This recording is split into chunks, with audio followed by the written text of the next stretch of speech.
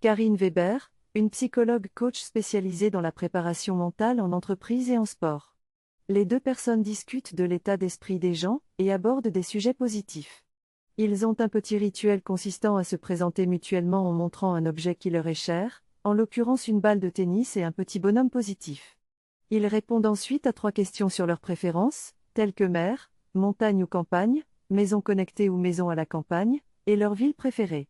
Karine Weber discute ensuite de l'état d'esprit des Français et comment il a évolué depuis mars 2020, en expliquant que la peur a cédé la place à la colère et au ras-le-bol, mais que la psychologie positive peut aider à changer la perception des choses et à augmenter le bonheur. Le texte traite de la question du décalage générationnel face aux restrictions et aux règles imposées dans le contexte de crise actuelle.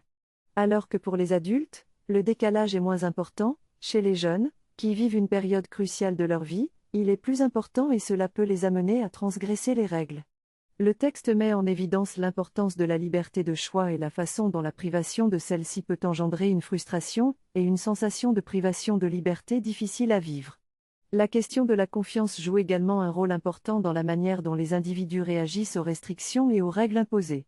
L'exemple du management est donné pour illustrer l'importance d'une approche plus coopérative dans les moments de crise pour favoriser la confiance et la collaboration entre les individus. En fin de compte, l'objectif doit être commun pour tous les membres de la société, mais cela ne doit pas se faire au détriment de la liberté et de la confiance des individus. Le sujet abordé est l'utilisation excessive des réseaux sociaux et ses effets sur la vie quotidienne.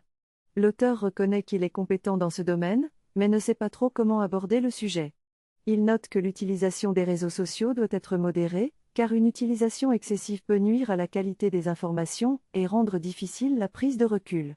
Il compare cette addiction aux réseaux sociaux à d'autres addictions comme l'alcool et explique que l'utilisation excessive des réseaux sociaux peut sécréter de la dopamine, créant un besoin de connaître toujours plus de choses.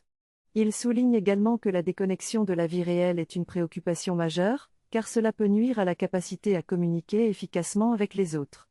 En outre, l'utilisation excessive d'écran peut causer des problèmes de santé, tels que le burn-out. L'auteur estime que les signaux d'alerte doivent être pris en compte et qu'il faut être vigilant pour éviter ce type de problème. Il conclut que la bienveillance ne suffit pas, et que la bienfaisance, c'est-à-dire laisser son ordinateur de travail au bureau et se déconnecte, de temps en temps, est essentielle pour maintenir un équilibre sain entre la vie professionnelle et personnelle. Dans ce texte, l'auteur parle du rôle du manager dans le développement professionnel de ses employés. Il souligne l'importance de la préparation pour un entretien afin d'éviter le stress et l'inefficacité. Il évoque également le concept de suggestion et la façon dont les croyances peuvent affecter la performance. Le manager doit croire en ses employés pour les motiver et les aider à réaliser leur potentiel. L'auteur met également en évidence la résistance au changement chez certains employés, qui doivent être accompagnés pour surmonter leur peur de l'incertitude. Enfin, l'auteur discute du rôle de la routine dans la vie professionnelle et sportive, soulignant l'importance de l'équilibre entre la routine et les nouvelles adaptations. Le texte parle de l'importance de l'écoute active et de l'acceptation de la négativité dans les relations interpersonnelles.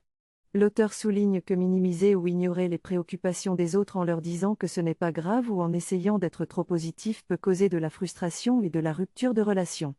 Au lieu de cela, il est important d'écouter les préoccupations de l'autre et d'essayer de comprendre leur point de vue en posant des questions et en montrant de l'empathie.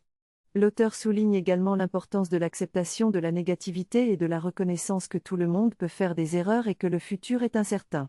Enfin, l'auteur encourage à être factuel tout en montrant de la compassion et en offrant un soutien positif. Cette personne décrit les 5 choses qu'elle fait tous les matins pour se reconnecter à son corps et se mettre dans un état d'esprit positif. Elle suggère de suivre une routine matinale de 6 minutes, qui comprend les éléments suivants. Se connecter avec ses sensations corporelles en utilisant une technique de respiration ou de pleine conscience pendant 1 minute. Créer une affirmation positive qui a du sens pour soi et la répéter chaque jour pendant 1 minute. Visualiser des situations dans lesquelles on réussit pendant 1 minute, afin de se préparer mentalement pour les défis à venir. Faire de l'exercice pendant 1 minute, comme sauter à la corde ou marcher jusqu'au travail. Lire quelque chose de significatif pendant 1 minute, comme un article intéressant. Écrire pendant 1 minute, soit quelque chose que l'on souhaite dire à quelqu'un, soit un objectif à atteindre. La personne souligne l'importance de s'engager dans cette routine